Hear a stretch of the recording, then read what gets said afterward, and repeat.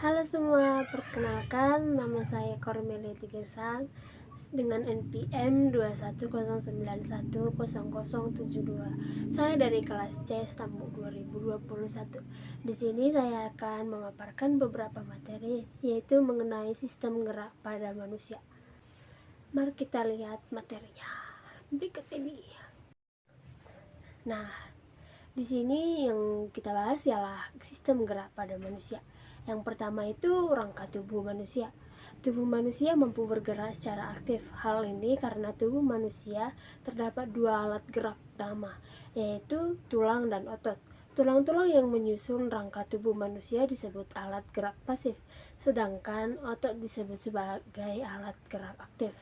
Kerangka tubuh manusia adalah gabungan tulang-tulang yang saling bersambung satu sama lain. Berikut ini ada beberapa fungsi pada rangka. Yang pertama, menunjang tegaknya tubuh. Yang kedua, sebagai alat gerak pasif.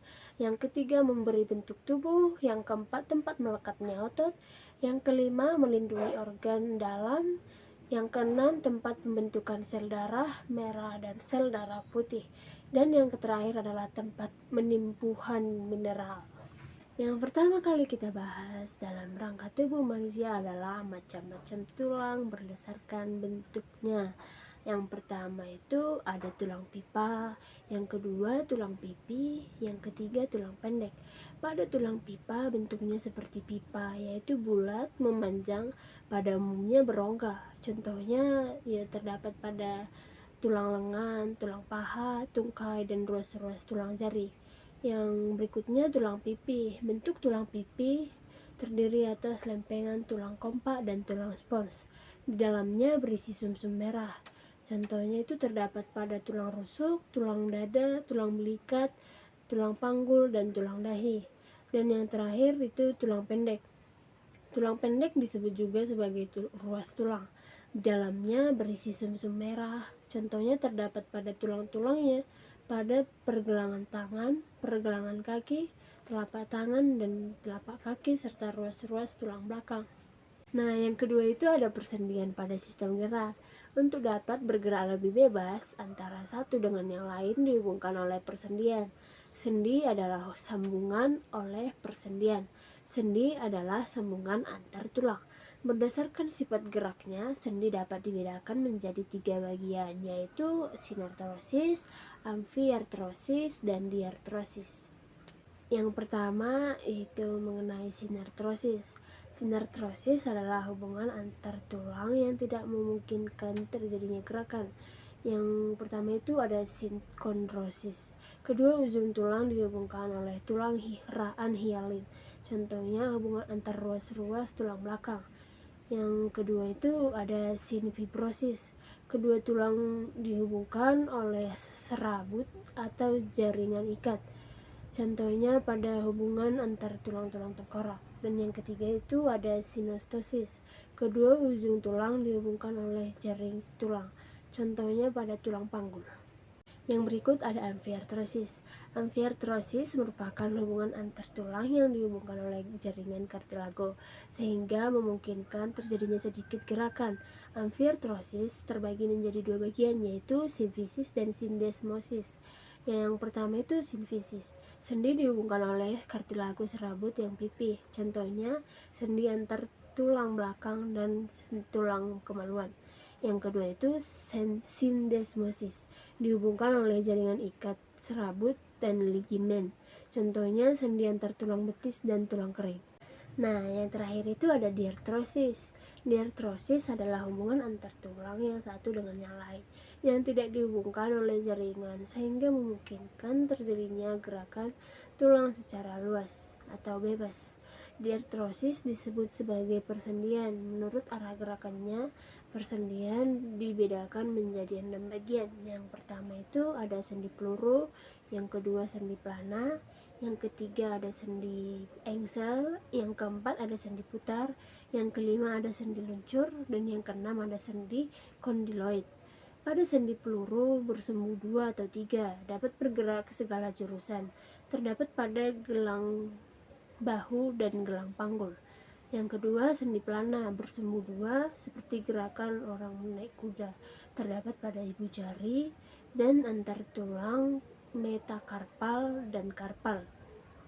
Yang ketiga, sendi engsel bersumbu satu memungkinkan terjadinya gerakan satu arah, terdapat pada siku dan lutut. Yang keempat, sendi putar bersumbu satu, tulang yang satu berputar terhadap tulang yang lain atau disebut gerak rotasi, terdapat pada tulang atlas dan tulang tengkorak. Yang kelima, sendi luncur tidak bersumbu, merupakan gerakan menggeser, terdapat pada antar tulang telapak tangan dan telapak kaki. Dan yang terakhir itu sendi kondiloid, semu di antara tulang yang permukaannya berbentuk oval, terdapat di persendian pada pergelangan tangan.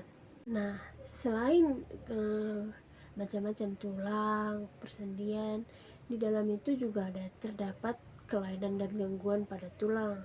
Kelainan dan gangguan pada tulang diantaranya fraktura, fisura, layu semu, skoliosis, lordorsis, skifosis, osteomyelitis, dan rakitis.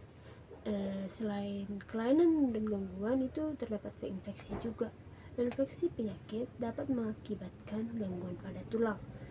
Gangguan tulang diakibatkan infeksi antara lain artritis eksudatif, artritis zika, rasa sakit sendi pada lutut, dan tulang yang mengecil dan abnormal akibat serangan penyakit polio pada anak-anak yang disebabkan oleh virus. Nah, pada bagian kedua ini ada otot manusia. Otot manusia adalah kumpulan sel otot yang membentuk jaringan yang berfungsi menggerakkan organ tubuh.